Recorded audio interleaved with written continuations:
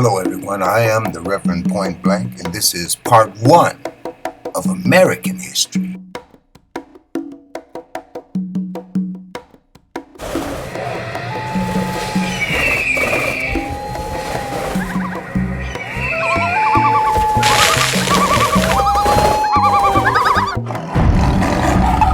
For generations, African Americans have been demanding justice and equality, reminding America to make good on its founding principles. We the people. It's a very eloquent beginning. But when that document was completed on the 17th of September in 1787, I was not included in that we the people. Sometimes the oppression was called slavery. Sometimes the oppression was called racial discrimination and Jim Crow. But always the oppression took its toll on people. In order to survive under those circumstances, you had to have a certain kind of optimism. Optimism that could be inspired by leaders who would tell you, hang in there, there's going to be a better day. Who would tell you that your fate was not in the hands of the oppressor, but your fate was in larger, more powerful hand. And what you had to do is to continue to resist, to continue to protest. We have fought for America with all her imperfections, not so much for what she is, but for what we know she can be. An increasing number of black women are beginning to feel that it is important first to become free as women in order to contribute more fully to the task of black liberation. And I stand here tonight to tell to you, my sisters, that if you have the courage of your convictions, you must stand up and be counted. I hope that the day will come in America when the business of male versus female does not become such an overriding issue, so that the talents and abilities that the Almighty God has given to people can be utilized for the benefit of humanity.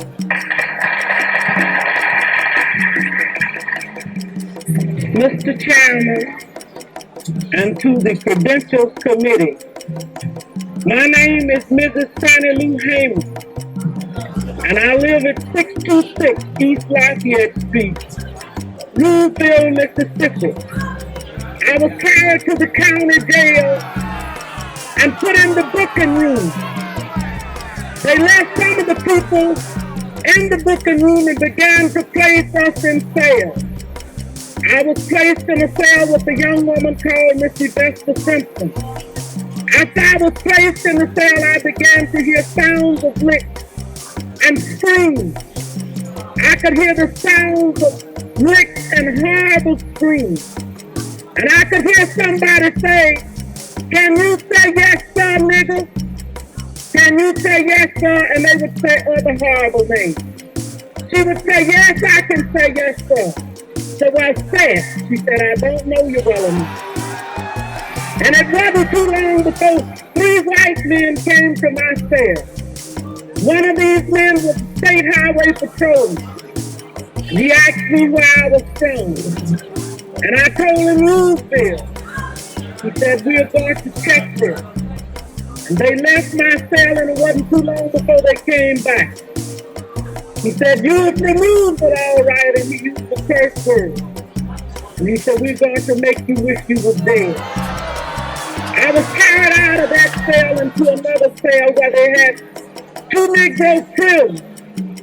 The State Highway Patrolman ordered the first Negro to take the blackjack. The first Negro prisoner ordered me, by orders from the State Highway Patrolman, for me to lay down on a bunk bed on my face. And I laid on my face, the first Negro began to beat.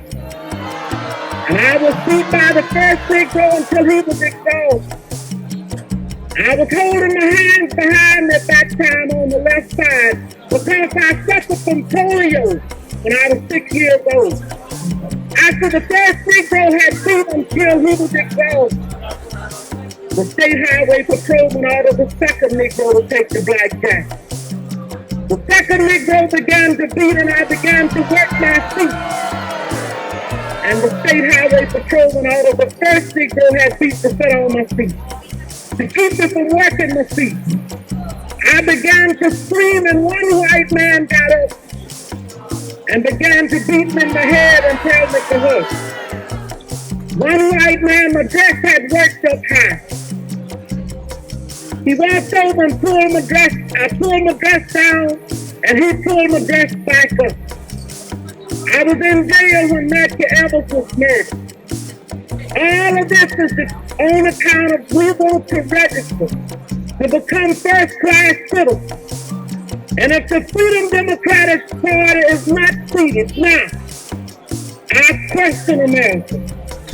Is this America, the land of the free and the home of the brave, where we have to sleep with our telephones off of the hook because our lives be threatened daily, because we want to live as decent human beings in America? We have always been loyal when the ideals of American democracy have been attacked. We have given our blood in its defense, from Christmas Adams on Boston Commons to the battlefields of France. We have fought for the democratic principles of equality under the law, equality of opportunity, equality at the ballot box, for the guarantees of life, liberty, and the pursuit of happiness. We have fought to preserve one nation, conceived in liberty, and dedicated to the proposition that all men are created equal. Yes, we have fought for America with all her imperfections, not so much for what she is, but for what we know she can be. We'll have a new birth of freedom, and that government of the people, for the people, and by the people shall not perish from the earth. This dream, this idea, this aspiration, this is what American democracy means to me.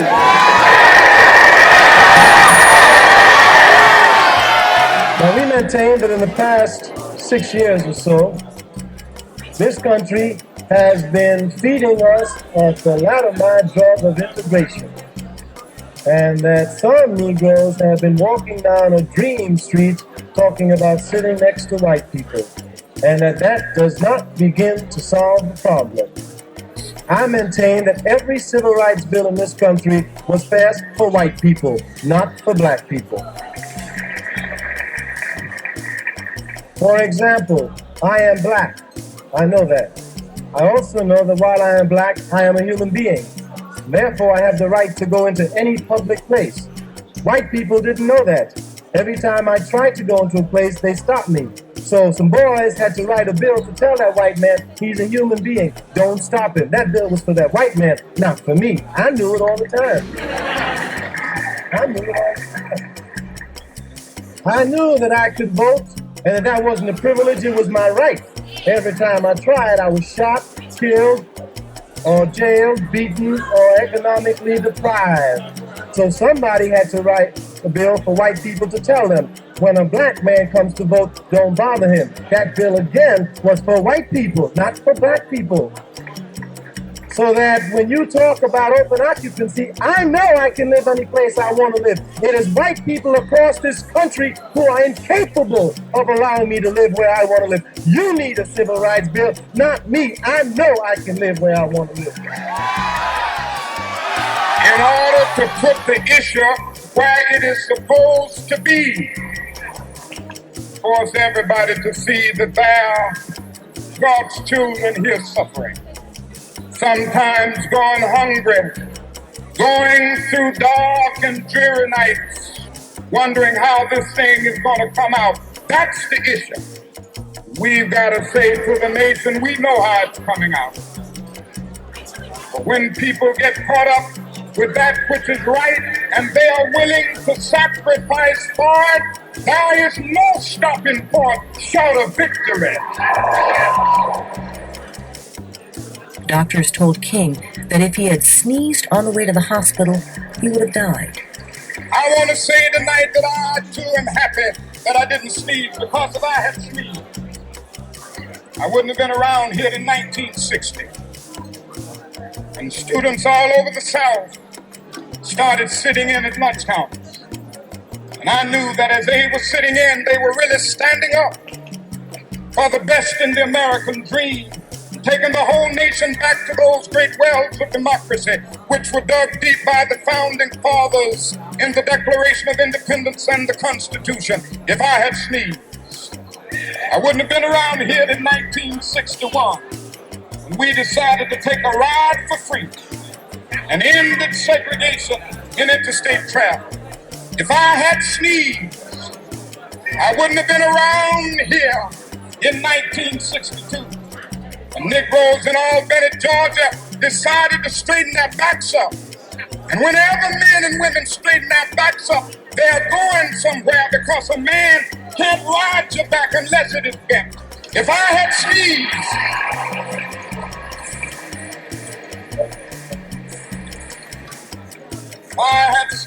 I wouldn't have been here in 1963.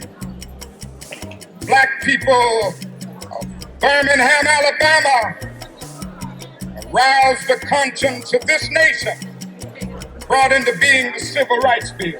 If I had sneezed, I wouldn't have had a chance later that year in August to try to tell America about a dream that I had had.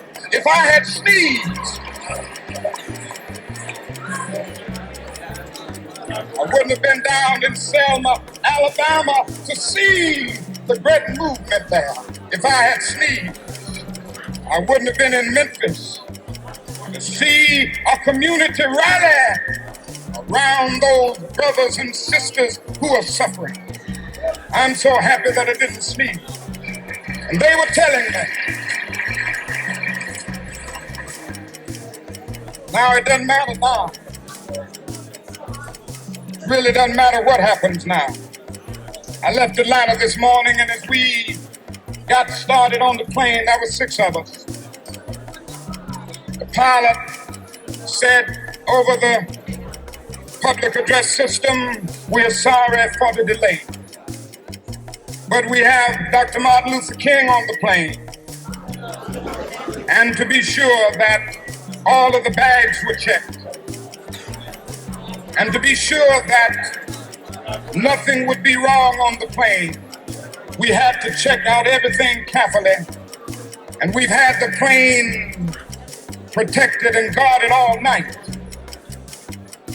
And then I got into Memphis, and some began to say the threats, or talk about the threats that were out, what would happen to me from some of our sick white brothers. Well, I don't know what will happen now. We've got some difficult days ahead. But it really doesn't matter with me now, because I've been to the mountaintop. I don't mind. Like anybody, I would like to live a long life. Longevity has its place. But I'm not concerned about that now. I just want to do God's will. And He's allowed me to go up to the mountain. And I've looked over, and I've seen the promised land. I may not get there with you, but I want you to know tonight that we as a people will get to the promised land.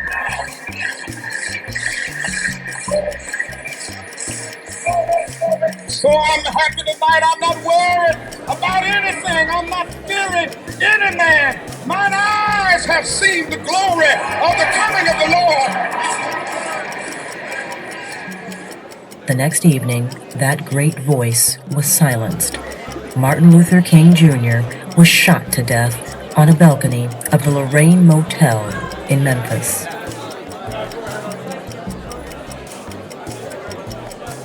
Thanks again for watching. The Reverend Point Blank here. Please stay tuned for part 2 of American history.